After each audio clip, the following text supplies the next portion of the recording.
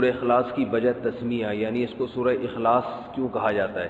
اخلاص کے عربی میں دو معنی آتے ہیں، ایک تو خلوص، ہم کہتے ہیں نا خلوص دل سے یہ کام کیا، نیت درستی اس کی، اور ایک ہوتا ہے خلاص، تمہارا کام کیا ہو گیا ہے، بلکہ اس کو اور زیادہ واضح اس کو خلاصی مل گئی ہے، جیل سے خلاصی مل گئی کہتے ہیں نا۔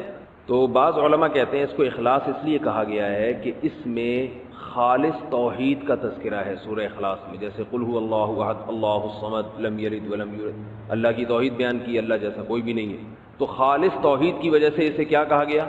اخلاص۔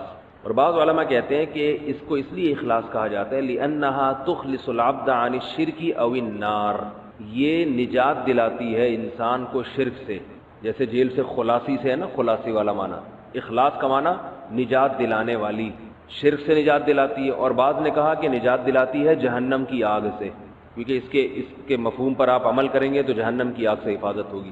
تو تین وجہ بیان ہو گئی، ایک تو یہ کہ اس میں خالص توحید ہے اس لیے اسے سورہ اخلاص کہا جاتا ہے، دوسری وجہ یہ کہ یہ نجات دلاتی ہے، خلاصی دلاتی ہے شرک سے، تیسری وجہ یہ کہ یہ جہنم کی آگ سے نجات دلاتی ہے، اس لیے اس کو سورہ اخلاص کہا جاتا ہے۔ حدیث میں اس کے بہت فضائل وارد ہوئے ہیں، حضرت ابو سعید خدری رضی اللہ تعالیٰ عنہ سے روایت ہے، یہ سب چیزیں آپ کو لکھنے کی ضرورت نہیں ہے، یہ آپ کو ریٹن مل جائیں گی، ٹھیک ہے نا، جو میں بتا رہا ہوں سورہ اخلاص کے بارے میں یہ سب تحریری شکل میں آپ کے پاس آپ کو ای میل کر دیا جائے گا۔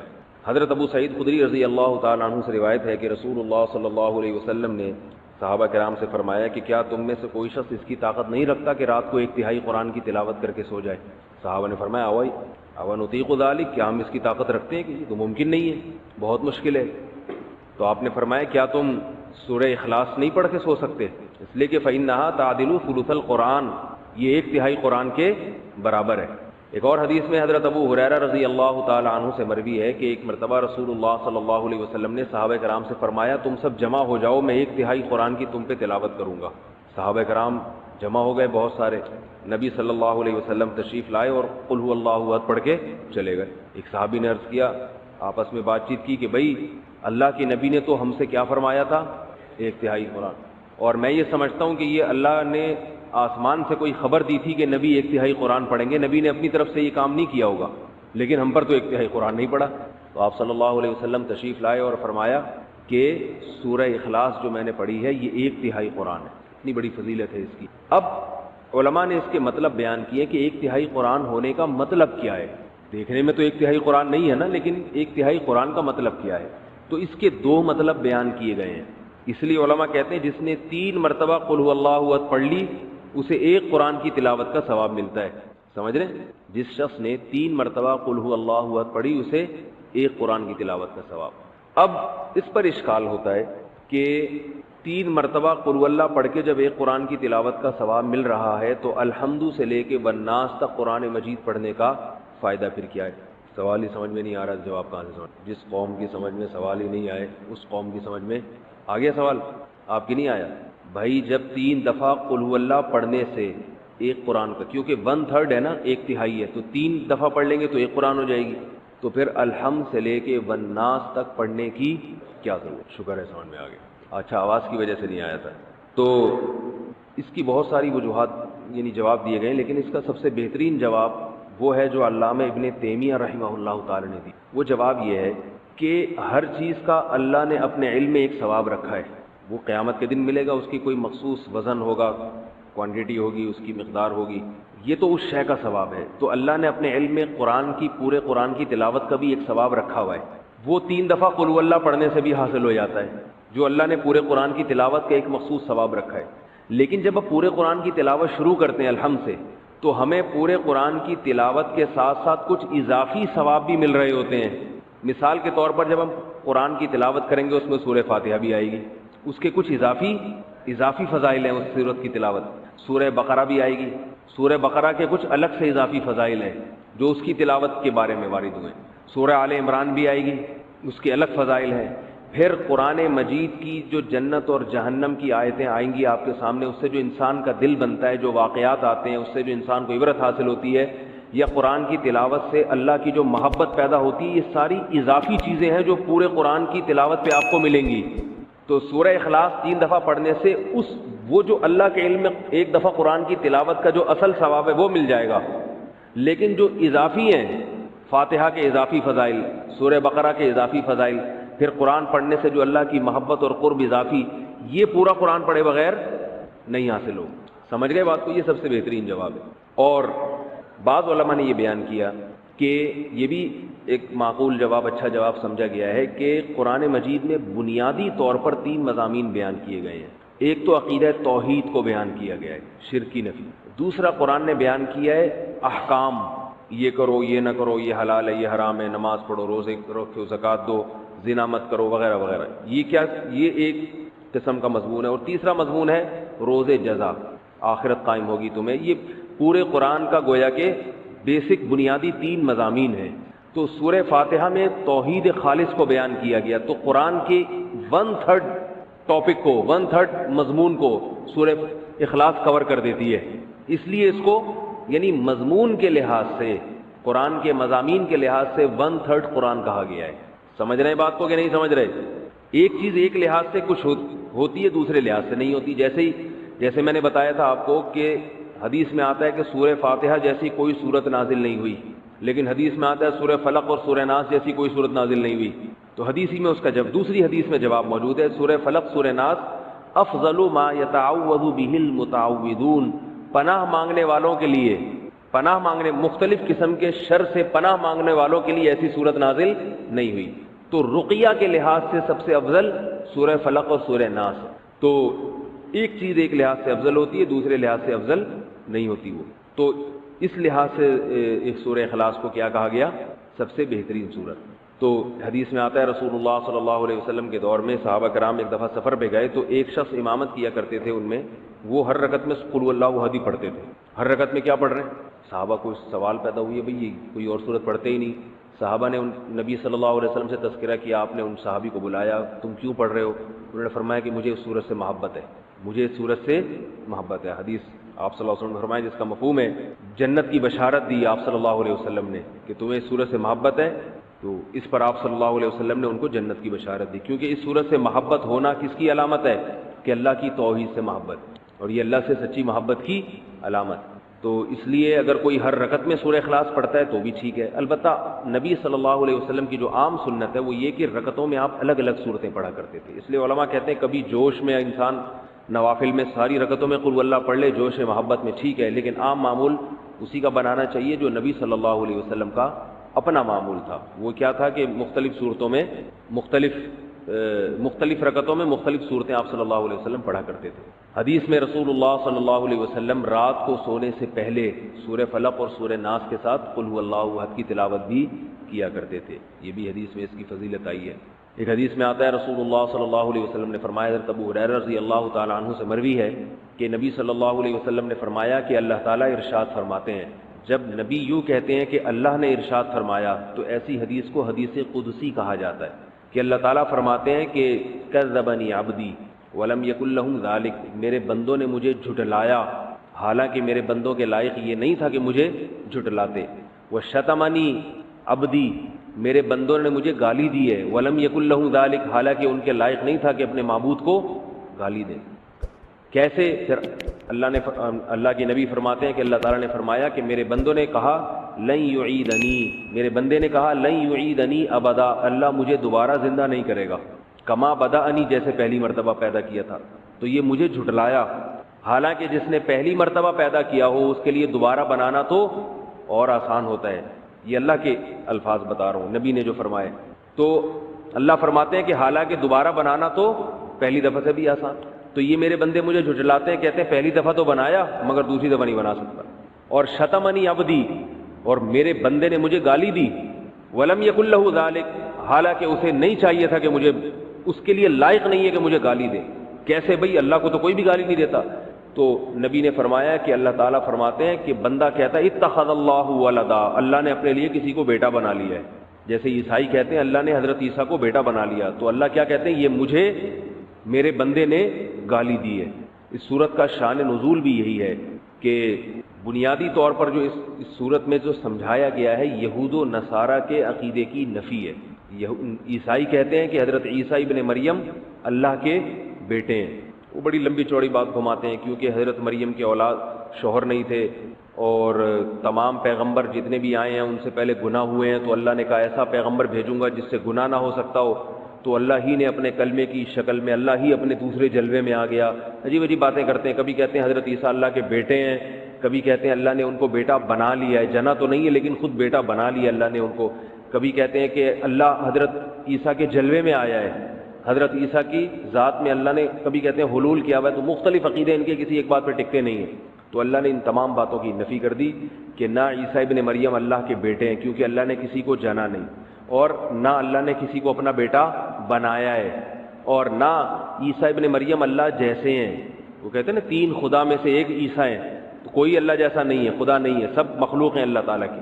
تو عیسائیوں کے نظریے کی نفی ہے۔ اس صورت کا شان نزول یہ ہے کہ ایک مرتبہ یہود و نصارہ کا ایک وفد رسول اللہ صلی اللہ علیہ وسلم کے پاس، یہود کا ایک وفد آیا اور رسول اللہ صلی اللہ علیہ وسلم سے کہنے لگا صف لنا ربک، کہ آپ ہم سے ہمارے رب کی اوصاف بیان کریں۔ یہودیوں کا شاید یہ خیال تھا کہ تورات میں تو لکھا ہے کہ اللہ جیسا کوئی بھی نہیں ہے، اگر یہ جھوٹے نبی ہوں گے تو غلط صفات بیان کرنا شروع کر دیں گے، بھئی وہ ایسا ہے وہ اس طرح ہے۔ تو یہودی کہنے لگے کہ آپ بتائیے کہ اللہ تعالیٰ کی جنس کیا ہے، مرد ہے یا عورت ہے، اور کس چیز سے بنایا گیا ہے، کس چیز سے بنایا گیا، من الذهب ام من الفضة ام من النحاس، سونے کا بنا ہوا ہے، چاندی کا بنا ہوا ہے یا پیتل کا بنا ہوا ہے، ہمارا جو رب ہے جس میٹر سے بنا ہے وہ میٹر کون سا ہے۔ تو اس پہ یہ صورت نازل ہوئی، اللہ احد اللہ الصمد، بے نیاز ہے، لم یلد ولم یولد، نہ جنا گیا اور اس کا کوئی ہم پلہ نہیں ہے۔ جب ہم پلہ نہیں ہے، لیس کمثلہ شیء، جب اس جیسا کوئی ہے ہی نہیں ہے تو سونے یا چاندی یا پیتل سے مثال ممکن نہیں ہے، کیونکہ یہ تو مخلوق کی مثالیں ہیں، اللہ مخلوق سے بالکل الگ ہے، ماورا ہے، ہماری عقلوں سے بالا تر ہے، تو اس کے پیتل مثال میں پیش کرنا، سونا مثال میں پیش کرنا یہ ممکن نہیں ہے۔ ایک روایت میں آتا ہے کہ مشرکین نے کہا، مشرکین مکہ جو تھے نا وہ نسب کی بڑی بحث کیا کرتے تھے، نسب کہ اس کا نسب کیا ہے، اس کا نسب کیا ہے، تو انہوں نے کہا کہ اے محمد آپ اللہ تعالیٰ کا نسب بیان کریں کہ اللہ کا نسب کیا ہے۔ تو اس پہ یہ صورت نازل ہوئی، لم یلد ولم یولد، نہ اس نے کسی کو جنا نہ وہ کسی سے جنا گیا، اس کا کوئی نسب نہیں ہے۔ الاول سب سے پہلے ہے اور سب سے آخر، یعنی ہمیشہ سے ہے اور ہمیشہ رہے گا۔ تو توحید کا مضمون اس میں بیان کیا گیا۔ گھروں کا جو ماحول ہے اس میں دین سے دوری ہوتی چلی جا رہی ہے، والدین اپنی اولاد کو پڑھانا چاہتے ہیں، کچھ بنانا چاہتے ہیں، مذہب کو زیادہ فوکس نہیں کرتے، زور اس پر زیادہ ہے کہ یہ کچھ بن جائے، کچھ عزت حاصل کر لے، کچھ کمانے کے قابل بن جائے۔ مذہب سے تھوڑا بہت لگاؤ ہے، جیسے کھانے میں اصل مقصد کھانا ہوتا ہے، اس کے ساتھ تھوڑی سی چٹنی، تھوڑا سا اچار، وہ ٹیسٹ کو بڑھانے کے لیے تھوڑا سا مذہب کا تڑکا وہ چاہیے، لیکن تھوڑا سا چاہیے۔ اس کی وجہ سے گھروں میں جو ایک روحانیت کا ماحول ہے وہ آہستہ آہستہ ختم ہو رہا ہے۔ اسکولوں کا، کالجز کا، یونیورسٹیوں کا جو حال ہے وہ آپ کے سامنے ہے، اس میں تربیت کا تو سوال ہی پیدا نہیں ہوتا۔ تربیت کے کچھ بنیادی اصول تھے، وہ اصول ہی چینج کر دیے ہیں۔ بڑوں کو سکھایا جا رہا ہے کہ چھوٹوں کا ادب کرو، شفقت نہیں بلکہ باقاعدہ ادب کرو۔ چھوٹوں پہ کوئی ذمہ داری نہیں ہے کہ اس نے بڑے سے کیسے بات کرنی ہے۔ ماتحتوں کو سکھایا جا رہا ہے کہ اپنے بڑوں سے بغاوت کرو، اور اس بغاوت کا نام آزادی۔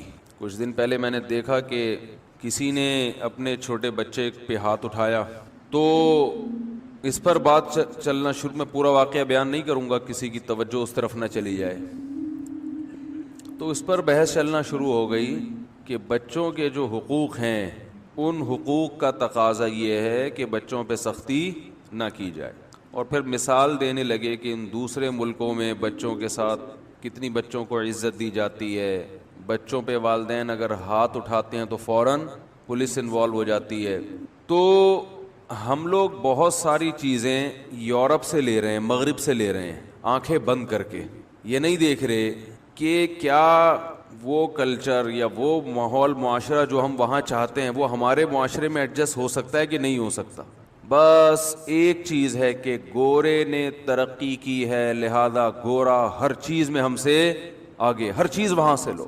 گورے نے ترقی کی ہے, گورے نے ترقی کی, گورا پڑھا لکھا ہے, ہر چیز آنکھیں بند کر کے وہاں سے آ رہی ہے. یہاں تک کہ عجیب بات کہ گورے کی سائنس کو بنیاد بنا کے قرآن کا انکار کیا جا رہا ہے کہ گورے کی جو ریسرچ ہے سائنس کے بارے میں قرآن میں اس کا تذکرہ نہیں ملتا.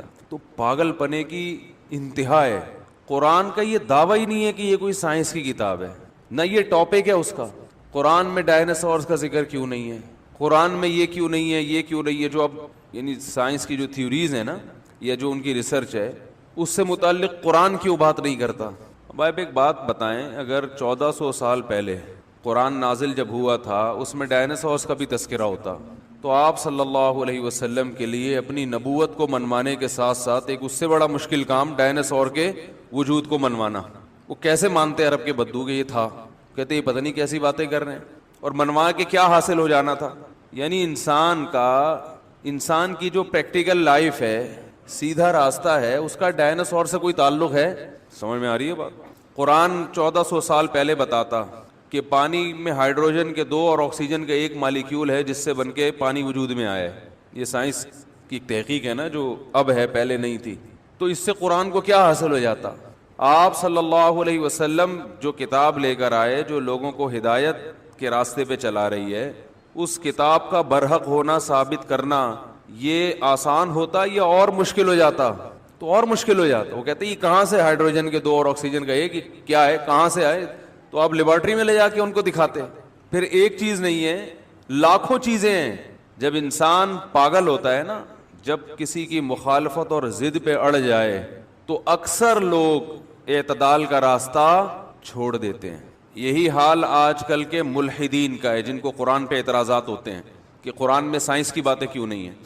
یہ موضوع سے میں ہٹ رہا ہوں, لیکن ایک بات, قیام و طعام تو چلتا ہے نا راستے میں, ایک بات خوب اچھی طرح سمجھ لیں, اس طرح کے اعتراضات قرآن پہ بہت زیادہ کیے جاتے ہیں. اور یہ جو ہمارے لڑکے یونیورسٹیوں میں سائنس پڑھتے ہیں, سائنسدانوں کے بارے میں پڑھتے ہیں, تو چونکہ ایک ہی چیز کو فوکس کیا ہے نا انہوں نے, تو ان کو بھی اعتراضات بہت ہوتے ہیں کہ قرآن میں سائنس کی جو تھیوریز ہیں ان کا تذکرہ کیوں نہیں ہے. یہ احسان تو ہم پہ سائنسدانوں نے کیا ہے. قرآن میں وہ سائنسی باتیں جو آج ثابت ہو رہی ہیں ان کا تذکرہ کیوں نہیں ہے. قرآن میں یہ کیوں نہیں ہے کہ سورج مشرق سے نہیں نکلتا بلکہ زمین گھومتی ہے, یہ کیوں نہیں ہے قرآن میں. یہ بات خوب اچھی طرح سمجھ لیں. پہلی بات, قرآن میں کوئی ایسی بات نہیں ہے جو سائنس کے اگینسٹ ہو. سائنس میں ریسرچ سے کوئی بات ثابت ہو, ایک ہوائی فائرنگ نہ ہو سائنسدانوں کی, باقاعدہ تحقیق سے کوئی بات ثابت ہو گئی اور سائنس نے اس کے خلاف کہا, قرآن نے اس کے خلاف کہا ہو, ایسا قرآن میں ایک جگہ بھی نہیں ہے, ایک آیت میں بھی نہیں ہے ایسا. حالانکہ 1400 سال پہلے لوگوں کو سائنس کے نام پہ بیوقوف بنانا دنیا کا سب سے آسان کام تھا. اگر یہ قرآن اللہ کا کلام نہ ہوتا تو اس میں 4 باتیں نہیں 4000 باتیں ایسی ہوتی جو آج سائنس کے بالکل اگینسٹ ہوتی. اور اس زمانے کی آپ کتابیں اٹھائیں, تحریریں اٹھائیں تو آپ کو ملے گا ایسے. آپ صدیوں پہلے کی مذہبی کتابیں اٹھائیں تو آپ کو اس میں عجیب عجیب نظریات نظر آئیں گے. قرآن یا تو سائنس کے موضوع کو چھیڑتا نہیں ہے, یا قرآن سائنس کی ایسی بات کرتا ہے کہ سائنس اس کے اگینسٹ نہیں ہے. ہاں سائنس اس بارے میں خاموش ضرور ہے, سائنس اس بارے میں کیا ہے, خاموش ہے, وہاں تک ریسرچ نہیں ہے. مثال کے طور پہ قرآن 7 مضبوط آسمانوں کا تذکرہ کرتا ہے کہ اللہ نے کتنے آسمان بنائے ہیں, 7. پہلا آسمان, پھر دوسرا آسمان, پھر تیسرا آسمان, پھر چوتھا, پھر 5واں, پھر 6واں, پھر 7واں. اب اگر کوئی سائنسدان کہے کہ ہم نے تو تحقیق کی ہے کوئی 7 آسمان نہیں ہے, تو یہ تحقیق جب ہو سکتی ہے جب آپ پوری کائنات کا وزٹ کر کے بولو بھائی آ گئے, یہ جب ہو سکتی. ایک شخص دعویٰ کرے کہ اس دنیا میں ایک جنگل ایسا ہے جہاں آگ لگ جاتی ہے گرمیوں میں, آسٹریلیا میں ہوتا ہے نا, اور اتنی زیادہ آگ لگی تھی کہ وہ پورا ایک لندن جیسا شہر کے بقدر رقبہ جو ہے وہ جل کے خاکستر ہو گیا. یہاں ایک آدمی دعویٰ کرے تو میں میں نے تو نہیں دیکھا یہ, ایسی کوئی تحقیق نہیں ہے. تو اسے کہا جائے گا کہ آپ گئے کہاں تک ہیں دنیا میں, آپ نے ٹریولنگ کہاں تک کی ہے. کہ میں انڈا موڑ پہ چائے پی کے آیا ہوں, انڈا موڑ تک میں بنفس نفیس گیا ہوں, راستے میں کوئی درخت بھی مجھے نظر نہیں آیا جس میں آگ لگی ہوئی ہو, نہ اس کے کوئی اثرات نظر آئے. تو ہم کہیں گے بھائی جنگل میں آگ کا لگ جانا یہ جب ضروری ہے جب اس پہ تحقیق کے دعوے دار آپ اس وقت ہو سکتے ہو جب آپ یہ کہو کہ دنیا کا کوئی جنگل ایسا نہیں ہے جو میں نے دیکھا نہ ہو, اور میں نے تو نہیں دیکھا کہ کہیں آگ لگی ہو. سائنس نے یہ کب دعویٰ کیا ہے کہ کائنات کا وزٹ کر کے وہ واپس آ چکے ہیں؟ جو تحقیقات اب تک ہوئی ہے نا, سائنسدان اس کا خود اعتراف کرتے ہیں کہ یہ کائنات میں ابھی ہم نے اتنا وزٹ کیا ہے جیسے کوئی انڈا موڑ پہ چائے پی کے آ جائے. ابھی تو آگے صدر, لانڈی, اور پھر حیدرآباد, اور پھر انڈیا, اور پھر اس کے آگے کے ممالک, اور اتنی بڑی دنیا پڑی ہوئی ہے, اس کے بارے میں تو سائنس خاموش ہے. تو قرآن نے یہ تھوڑی کہا کہ یہ پہلا آسمان ہے, اس کے بعد فوراً گندے نالے سے لیفٹ ٹرن مارو گے, تھوڑا آگے جاؤ گے دوسرا آسمان نظر آئے گا, پھر تھوڑا گولی مار سے سیدھا ٹرن مارو گے تو کون سا آسمان نظر آئے گا؟ تیسرا آسمان. آپ W11 پہ بیٹھ کے ہمیں آسمان پہ پہنچا رہے ہو یار. ایسے آسمان پہ تو ہمارے چرسی اور ہیروئنچی بھی نہیں گئے. ہیروئنچی بھی ہر وقت آسمان پہ رہتا ہے نا, لیکن وہ بھی اتنے بلندی کا دعویٰ اس نے بھی ابھی تک نہیں کیا, حالانکہ وہ چرس پی کے, ہیروئن پی کے دعوے کر رہا ہوتا ہے. تو قرآن سے صاف طور پر پتہ چلتا ہے کہ اللہ نے 7 مضبوط آسمان بنائے, اور اس میں سائنس کی کہیں نفی نہیں ہے. خاموش ہے سائنس اس بارے میں. یہ دعویٰ کرنا, دیکھو بہت سی چیزوں کے ہونے کا تو دعویٰ کیا جا سکتا ہے, نہ ہونے کا دعویٰ ممکن ہی نہیں ہے. عدالت کیسے خارج کر دے گی؟ سمجھ میں آ رہی ہے بات؟ کہ بہت سی چیزیں ایسی ہیں جن میں نہ ہونے کا دعویٰ سنا ہی نہیں جاتا. مثال کے طور پر ستار بھائی نے وسیم بھائی کو 1 لاکھ روپے قرضہ دیا. قرضہ کس نے دیا؟ بولے نا, وسیم بھائی کو 1 لاکھ روپے قرضہ دیا. گواہ کوئی نہیں تھے. وسیم بھائی پی گئے, معذرت کوئی وسیم بھائی اگر بیٹھے ہوئے ہوں, وسیم بھائی وہ قرضہ لے کے, جیسے کہ ہوتا ہے آپ کو پتا ہے, انہوں نے کیا کیا؟ پی گئے. ستار بھائی نے وسیم بھائی کو کہا کہ تم نے 1 لاکھ روپے قرضہ لیا ہے, واپس کر دو. وسیم بھائی پی گئے, انہوں نے کہا میں نے تو نہیں لیا. ستار بھائی نے کیس کیا عدالت میں. عدالت نے کہا گواہ لے کر آؤ. 2 آدمی گواہ بن کے آئے. عدالت نے پوچھا کہ کیا تم نے دیکھا ہے, کہ کیا تم اس بات کی گواہی دیتے ہو کہ وسیم نے ستار سے 1 لاکھ روپے لیے؟ انہوں نے کہا نہیں, ہم اس بات کی گواہی نہیں دیتے کیونکہ ہمارے سامنے لیا ہی نہیں ہے. عدالت کہتی ہے کہ اچھا پھر اس بات کی گواہی دیتے ہو کہ انہوں نے نہیں لیے؟ بولو بھائی, انہوں نے, وسیم نے ستار سے 1 لاکھ روپے نہیں لیے, اس کی گواہی دیتے ہو؟ اگر وہ کہیں کہ ہم گواہی دیتے ہیں کہ وسیم نے ستار سے 1 لاکھ روپے نہیں لیے, تو عدالت پوچھے گی کیا تم 24 گھنٹے وسیم کے ساتھ چپکے ہوئے ہو؟ اس پر تو گواہی دی جا سکتی ہے کہ لیے ہیں. اگر آپ یہ کہتے ہو نا کہ نہیں لیے, تو یہ نہیں کہہ سکتے کہ نہیں لیے, آپ کہہ سکتے ہو کہ ہمیں نہیں پتا کہ لیے ہیں کہ نہیں لیے, کیونکہ ہم 24 گھنٹے نہ وسیم کے ساتھ ہوتے ہیں اور نہ ستار کے ساتھ, اور ہوں بھی تو ہو سکتا ہے موبائل کی اپلیکیشن میں 1 لاکھ ٹرانسفر کر دی اس کے اکاؤنٹ میں, تو ہمارے پاس اس قسم کی کوئی نالج نہیں ہے. ہم اس پر گواہی دے سکتے ہیں کہ لیے ہیں, اس پر گواہی کوئی بھی نہیں دے سکتا کہ نہیں لیے. نہیں پر گواہی نہیں ہوتی ہے. بولتے کیوں نہیں بھائی؟ نہیں پر گواہی اس وقت ہوگی جب کوئی خاص ٹائم بتایا جائے کہ ہفتے کے دن 5 بجے اس نے پیسے لیے ہیں, تو گواہ کہہ سکتے ہیں ہفتے کے دن 5 بجے تو ہم اس کے گھر میں بیٹھے ہوئے تھے, ہمارے سامنے نہیں دیے. اس کا مطلب ہم گواہی دیتے ہیں کہ اس نے پیسے نہیں دیے. لیکن جرنلی جب کوئی گواہ طلب کیے جاتے ہیں تو وہ کسی چیز کے ہونے پر گواہی دیتے ہیں, نہ ہونے پر گواہی نہیں دیتے. نہ ہونے پر گواہی جب دی جائے گی جب نہ ہونا آپ کے علم کے دائرہ کار میں آتا ہو. جیسے اللہ نے کرے کوئی بم پھٹا, 2 آدمیوں نے گواہی دی کہ بم پھٹا ہے, 4 کہہ رہے نہیں پھٹا, اور اس بیس پہ کہہ رہے ہیں کہ بھائی اگر وہاں بم پھٹا ہوتا تو ہم بھی وہاں تھے, ہمیں تو سنائی نہیں دیا, اس کا مطلب ہے بم نہیں پھٹا. تو یہ گواہی دے سکتے ہیں کہ بھائی یہ 2 گواہ جھوٹ بول رہے ہیں, اس لیے کہ بم کا جب پھٹتا ہے تو 2 آدمیوں کو سنائی نہیں دیتا, جتنے لوگ اس موقع پر موجود ہیں سب کو سنائی دیتا ہے. تو یہاں بم کا پھٹنا یا نہ پھٹنا ان کے علم کے دائرے میں آتا ہے. تو اگر سائنسدانوں نے پوری کائنات کا وزٹ کر لیا ہوتا, کائنات کا چپا چپا دیکھ لیا ہوتا, پھر وہ یہ دعویٰ کرتے کہ ہمیں 7 آسمان مارکیٹ میں نظر نہیں آئے. پھر ہم کہتے ہیں کہ سائنس اور قرآن ایک دوسرے کے کیا جا رہے ہیں؟ اگینسٹ. سائنس یہ تو دعویٰ کر سکتی ہے کہ ہم نے ابھی تک آسمانوں کو دیکھا نہیں ہے, یہ دعویٰ نہیں کر سکتی کہ سرے سے آسمانوں کا وجود ہے ہی نہیں. سائنس کہے گی ہمیں نہیں پتا بھائی ہے کہ نہیں ہے, اب تک ہمیں نظر نہیں آیا. تو قرآن یہ نہیں کہتا کہ 7 مضبوط آسمان ہیں اور سائنسدانوں نے وہ دیکھ لیے ہیں, یہ جھوٹ بول رہے ہیں کہ نہیں دیکھے. یہ دعویٰ کر رہا ہوتا پھر آپ سائنس کو کس کے خلاف لے کے جاتے؟ قرآن کے. تو قرآن میں جو سائنس سے متعلق باتیں ہیں, یا تو وہ ایسی باتیں ہیں جو انسان کی ابھی تک اپروچ وہاں تک ہوئی نہیں ہے, یا وہ ایسی باتیں ہیں کہ آپ کو وہ سائنس کے خلاف لگتی ہیں اس لیے کہ آپ عربی لغت سے واقف نہیں ہیں, عرب کے محاوروں سے واقف نہیں ہیں. دیکھو میں جب تقریر کرتا ہوں, جی کیا ہو گیا بھائی, الف گیا صحیح تو چل رہا تھا ابھی, اللہ جی. تو یہ بات خوب یاد رکھیں کہ اگر قرآن میں یہ سائنسی نظریات ذکر ہوتے ہیں نا جن پر آج سائنسدان مطلع ہو رہے ہیں, تو اس سے قرآن آسان کے بجائے کیا ہو جاتا؟ مشکل ہو جاتا. اس سے لوگوں کو ہدایت نہیں ملتی بلکہ صدیاں ان تھیوریز کو صحیح ثابت کرنے میں لگ جاتی. تو یہ قرآن پھر بلاغت کی کتاب نہ ہوتی, معاذ اللہ. یہ قرآن پھر ہدایت نہیں, معاذ اللہ گمراہی کی کتاب بن جاتی. اور دنیا میں کہیں بھی کسی کتاب کا کوئی ٹاپک ہوتا ہے تو وہ کتاب دوسرے موضوع کو نہیں چھیڑتی. دیکھو لا قوانین جہاں بھی لکھے ہوئے ہوتے ہیں, آپ کسی وکیل سے پوچھیں کہ جو لا کی کتاب کوئی لا کے دو مجھے جس میں قانون لکھا ہوا ہو, آئلی قوانین, فوجداری قوانین, اس کتاب میں کہیں ایک جگہ پہ پانی کا فارمولا دکھا دیں. ہے بھائی کہ ہائیڈروجن کے 2 ہوتے ہیں, آکسیجن کا بولو نا بھائی ایک ہوتا ہے, کہیں دکھا دیں.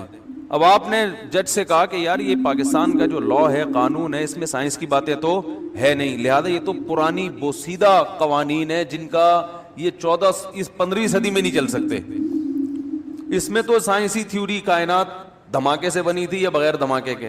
اس میں تو نہ میڈیکل سائنس کی باتیں لکھی ہوئی ہیں, نہ اس میں جناب کوئی تھیوری, کوئی ڈارون کی کوئی تھیوری ہو کہ انسان کیسے پیدا ہوا, کیا ہوا, کچھ بھی نہیں ہے اس میں.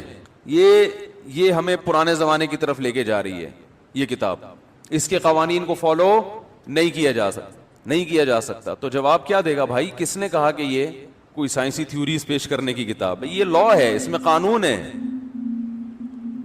تو قانون کی کتابیں, نظریات درست کرنے کی کتابیں, ان کا ٹاپک سائنس ہے نہیں. اور یہ قرآن کا عیب نہیں ہے, یہ قرآن کی خوبی ہے کہ اس نے ٹاپک کو فوکس کیا ہے. قرآن اگر سائنس کی بات کرتا ہے تو وہ سائنس جو ہر پاگل سے پاگل کی سمجھ میں آسانی سے آ جائے, اس میں آپ کو سائنسدانوں سے مدد نہ لینی پڑے. افلا ينظرون الى الابل كيف خلقت, دیکھتے نہیں ہیں اونٹ کو ہم نے کیسے پیدا کیا ہے. کیا یہ اونٹ جیسا عجیب و غریب جانور خود سے پیدا ہو سکتا ہے؟ تو اونٹ میڈیکل سائنس کا ٹاپک ہے یا نہیں ہے؟ بولتے کیوں نہیں, کیا ہو گیا بھائی, اونٹ کس کا ٹاپک ہے؟ میڈیکل سائنس کا ٹاپک ہے نا. آپ جانوروں کے ڈاکٹر سے پوچھو کہ اونٹ کو کیسے کھانا ہے, اونٹ کا نظام ہاضمہ, بولو نا بھائی کیسا ہے, یہ ڈاکٹروں سے پوچھو گے نا. قرآن نے بھی تذکرہ کیا, دیکھتے نہیں ہو ہم نے اونٹ کو کیسے بنایا, کیف خلقت, کیسے بنایا ہے, کتنا عجیب جانور ہے. تو جتنا عجیب ہونا ایک بدو اور ایک صحرائی آدمی جانتا ہے, اللہ نے اس کے علم میں اضافہ نہیں کیا, بلکہ جتنی معلومات ہے نا اسی معلومات کو بیس بنا کر اپنا ہونا ثابت کیا ہے. کہ جتنی تمہیں اونٹ کے بارے میں معلومات ہیں اس میں مزید جانے کی ضرورت نہیں ہے مجھے پہچاننے کے لیے. جتنی معلومات ہیں یہ معلومات میری طاقت اور قدرت کو ثابت کرنے کے لیے کافی ہیں. باقی ڈاکٹروں کا شعبہ ہے وہ ساری وہ اونٹ کے بیٹھ کر تحقیقات کرتے رہیں, کتابیں لکھتے رہیں.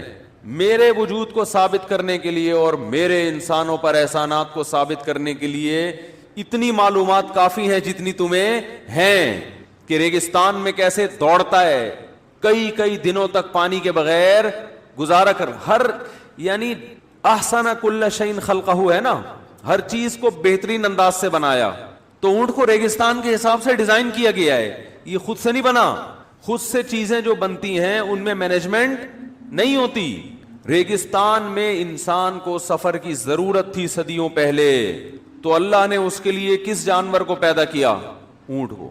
ہر چیز اس کی रेगिस्तान के हिसाब से। वाहिद जानवर है जो रेत पे आराम से चल सकता है, पांव धंसते नहीं है उसके। रेगिस्तान में पानी नहीं होता, अल्लाह ने पानी के टैंकर पैदा कर दिए इसके अंदर।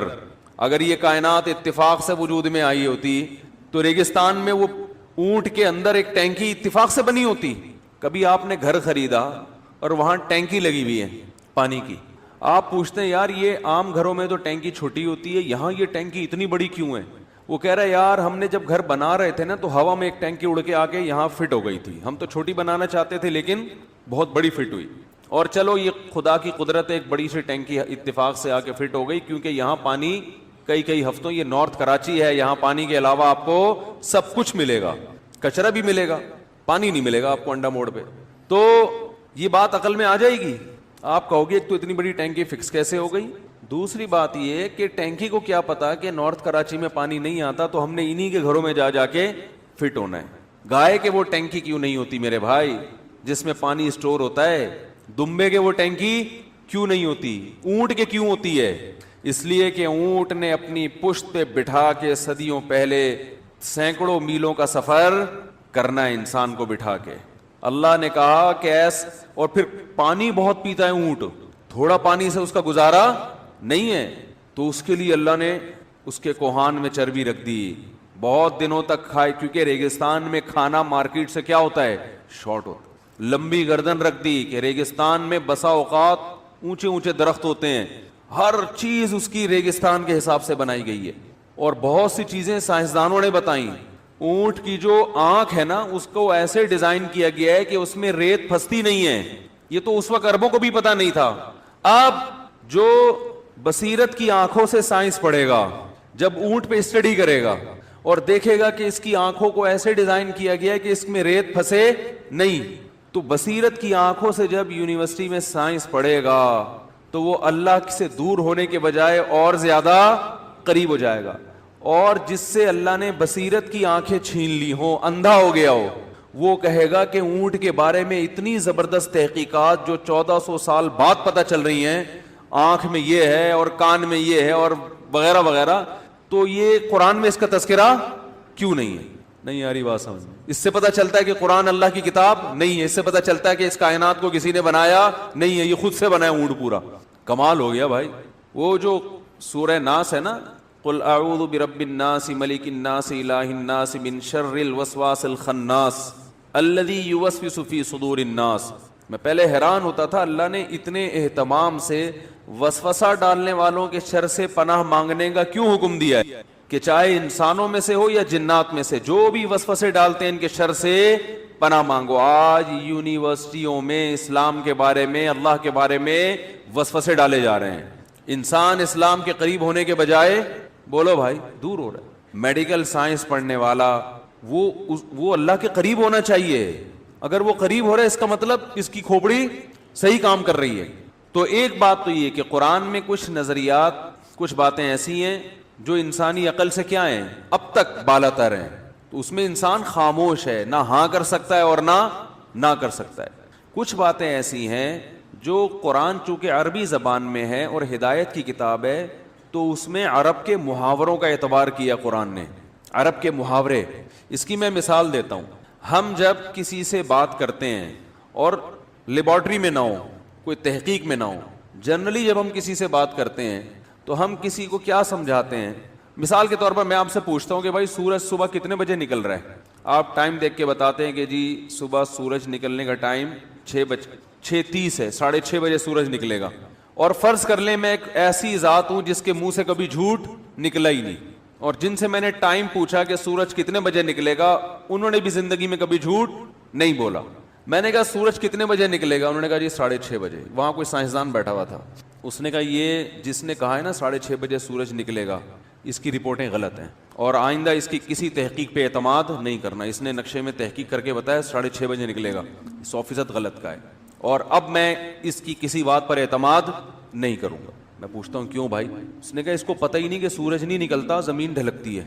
सूरज तो अपनी जगह पर है, जमीन यूं होगी 6:30 पे, जिससे सूरज आपको लगेगा कि निकल रहा है, हालांकि सूरज निकलता, अरे बोलो ना क्या हो गया, सूरज निकलता नहीं है। सूरज یار کیا ہو گیا, آپ تو نکلے ہوئے ہیں. اب وہ سائنسدان کہے گا کہ یہ تو بالکل پرلے درجے کے جاہل لوگ ہیں دونوں, ایک نمبر کے جاہل. اس نے کہا سورج 6:30 بجے نکلے گا مشرق سے, اور اس نے کہا ہاں ٹھیک ہے مان لیا. تو یہ دونوں کیا ہیں؟ جاہل. ان کمبختوں کو یہ نہیں پتا کہ پورے سائنسدان, ساری دنیا کے سائنٹسٹ اس پر متفق ہیں کہ سورج نہیں نکلتا, سورج تو اپنی جگہ پہ زمین گھوم جاتی ہے, سورج مشرق سے نہیں نکلتا اور نہ مغرب میں. اب میں کہہ رہا ہوں غروب آفتاب کا ٹائم کیا ہے, مغرب سورج غروب کب ہوگا؟ انہوں نے بتا دیا جی 6:10 پہ فار ایگزامپل غروب ہوگا. ابے سورج تھوڑی غروب ہوتا ہے. تو جو سائنسدان اس قسم کی حماقت کرے گا اسے کہیں گے بھائی تو لیبارٹری میں بیٹھا ہے یا تو عام معاشرے میں چل پھر رہا ہے. جب معاشرے میں آپ ایک لوگوں میں ہوتے ہو تو لوگوں کی جو مینٹل اپروچ ہے نا, جو مینٹل لیول ہے, اس پہ آ کے بات کرتے ہو. اور سائنسدان بھی باہر جا کے یہی بات کر رہا ہوگا کہ سورج مشرق سے نکلتا ہے اور مغرب میں غروب ہوتا ہے. وہ تھیوری اس کی وہ یونیورسٹی کی حد تک ہے. تو بہت سی باتیں قرآن نے انسان کے لیول پہ اتر کے کی ہیں. اس کو خام خام میں سائنس کے اگینسٹ لے جا کے بقراتیاں اور افلاطونیاں پیش کرنا کہ سائنس تو کہتی ہے یوں ہوتا ہے اور قرآن کہہ رہا ہے یوں. او بھائی قرآن اگر اس طرح سے بات شروع کر دیتا تو اصل مدعا رہ جاتا. نبی صلی اللہ علیہ وسلم ایک نئی بحث لے کر آ جاتے کہ سورج کہاں سے نکلتا ہے. سورج نہیں نکلتا بلکہ زمین گھومتی ہے. وہ عرب کے بدو جن اونٹ چرانے کے علاوہ ان کو کچھ بھی نہیں آتا تھا, وہ یہ تھیوریز لے کے وہ اس پہ ریسرچ کرنے لگ جاتے کہ یہ کیا کہہ رہے ہیں آپ. تو یہ کتاب ہدایت بنتی. تو اس لیے قرآن نے آپ کے مینٹل لیول پہ آ کے بات کی ہے اس زمانے کے لوگوں کے. حضرت ذوالقرنین مغرب کی طرف پہنچے, وجدہا تغرب فی عین حمیہ, سورج کو دیکھا کیچڑ میں غروب ہو رہا ہے. وجدہا, انہوں نے دیکھا بھی نہیں ہے, پایا, محسوس کیا کہ سورج کہاں غروب ہو رہا ہے, کیچڑ میں. اس پہ لوگ اعتراض کر رہے ہیں کہ سورج تو کیچڑ میں غروب, بولو بھائی نہیں ہوتا. حالانکہ قرآن نے یہ کہا نہیں ہے کہ سورج واقعی کیچڑ میں غروب ہو رہا تھا. انہوں نے کہا ان کو ایسا لگا کہ سورج کہاں غروب ہو رہا ہے, کیونکہ سامنے کیچڑ تھا نا. جب ہمیں لگتا ہے نا کہ سورج سمندر میں غروب ہو رہا ہے, اب میں کہوں کہ یار میں پکنک منانے گیا, میں ہاکس بے پر میں نے کھڑے ہو کر دیکھا کہ سورج کہاں ڈوب رہا تھا, مجھے لگا کہ ایک سورج, وجدہ کا معنی لگا, محسوس ہوا, میں نے دیکھا کہ سورج کہاں غروب ہو رہا ہے, سمندر میں. آپ کو لو بھائی سائنس کا تو بیڑا غرق کر دیا. او میں اپنی پکنک بیان کر رہا ہوں بھائی, میں ہاکس بے کے حالات بیان کر, تو سائنس کو لے کے بیٹھ گیا یہاں پہ. اب میں اگر سائنسدان ہوتا تو میں اپنی پکنک کے اسٹائل کو یوں بیان, ہم کہتے ہیں نا سورج سمندر میں ڈوبتا ہوا بہت اچھا لگتا ہے. اب ہم ہاکس بے گئے فرض کریں اور ہمیں بڑا مزہ آیا ہاکس بے میں, سورج غروب کا منظر ہم نے اپنی آنکھوں سے دیکھا بہت دنوں کے بعد, کیونکہ کراچی میں تو بلڈنگیں اور درمیان میں ڈسٹ اتنی ہے, سورج غروب ہوتا ہوا نظر, سورج ہمیں گرد و غبار میں ڈوبتا ہوا نظر آتا ہے. تو ہم گئے پکنک منانے اور ہم نے بڑا پیارا منظر دیکھا کہ سورج سمندر میں غروب ہو رہا ہے. میں نے آ کے بتایا, اب آپ کہتے نہیں بھائی مفتی صاحب آپ تو پکنک کا منظر ہی 100% غلط بیان کر رہے ہو. سورج تو سائنسدان یہ کہتے ہیں کہ سمندر میں نہیں ڈوبتا بلکہ وہ تو گولی گھومتا رہتا ہے, بلکہ وہ بھی نہیں گھومتا, زمین گھومتی رہتی ہے. آپ کو ایسا لگتا ہے.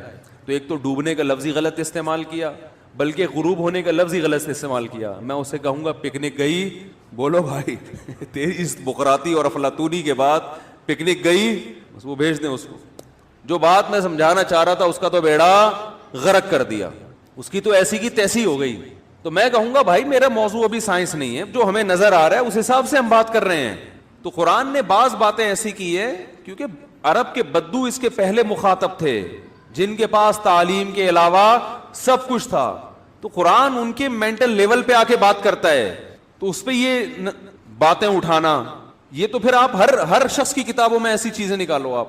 وَأَلْقَى فِي الْأَرْضِ رَوَاسِيَ, زمین میں بڑے بڑے پہاڑ ڈال دیے اس نے تاکہ زمین کا توازن خراب نہ ہو, زمین میں کیلیں ٹھوک دی اس نے. یہ سب محاورے ہیں, اس کا یہ مطلب نہیں ہے کہ یہ پہاڑ مریخ سے آ کے اللہ نے یہاں پر ہتھوڑے سے کیا کر دیے, ٹھوک دیے یہاں پہ. اس پہ کوئی اعتراض کرے کہ پہاڑ تو اسی زمین کی پیداوار ہیں, اور آپ کو نہیں جی وہ قرآن کہہ رہا ہے زمین میں پہاڑ ڈال دیے اور جو ہے نا وہ میخوں کی طرح جیسے کیل ہوتی ہے نا اس کی طرح ان کی مثال دی قرآن نے. قرآن کہتا ہے کہ لہم قلوب لا یفقہون بہا, ان کے پاس دل ہیں مگر اس دل سے یہ سمجھتے نہیں ہیں. تو لوگ کہتے ہیں انسان سمجھتا کہاں سے ہے, دماغ سے. قرآن نسبت کس کی طرف کر رہا ہے, بولو نا دل کی طرف. تو یہ سائنس کے بالکل کیا ہے, اگینسٹ ہے. آپ نے کسی محبوبہ کو پیغام بھیجا کہ میں تم سے دل سے محبت کرتا ہوں, وہ کہیں تم پرلے درجے کے جاہل آدمی ہو, 1 نمبر کے, بولو بھائی جاہل.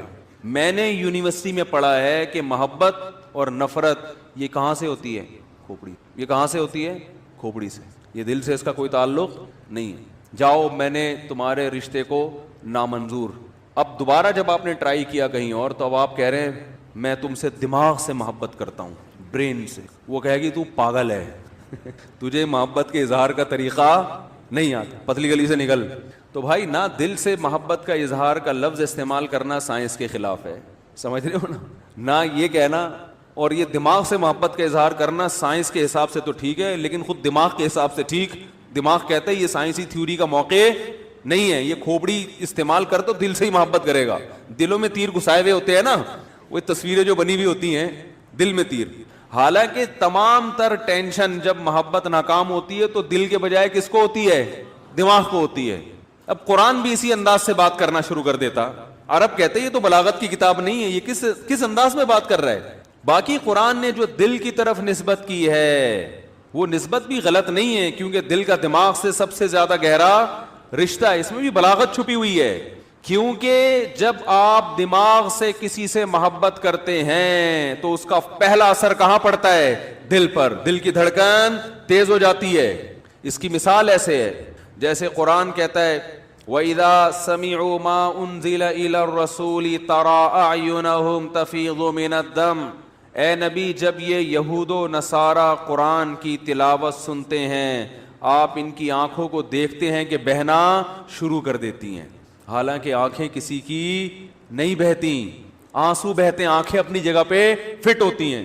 اب اس دور میں کوئی سائنسدان ہوتا جس کو سائنس کا ہیضہ ہو گیا ہوتا, معذرت, سائنسدان ہونا بری چیز نہیں ہے, سائنس کا ہیضہ ہونا کیا ہے کہ جہاں سائنس فٹ نہیں بھی کرنی وہاں کیا کر رہا ہے. وہ ایک حکیم صاحب نے مجھے بتایا کہ میرے گھر میں کھانا پکتا ہے تو گھر والے میرے خلاف ہو گئے ہیں, کیونکہ وہ ہر وقت غذاؤں کے بارے میں نا گھر والوں نے کہا چنے کی دال پکے گی, تو میں کہتا ہوں, وہ حکیم کہتے ہیں میں کہتا ہوں اس کے ساتھ ماش ملا لو, اس سے بیلنس ہو جائے گا. یہ خشک ہوتی ہے, وہ کیا ہوتی ہے, ذرا تر ہوتی ہے. تو سارا دن وہ کیا کرتے رہتے ہیں غذاؤں میں.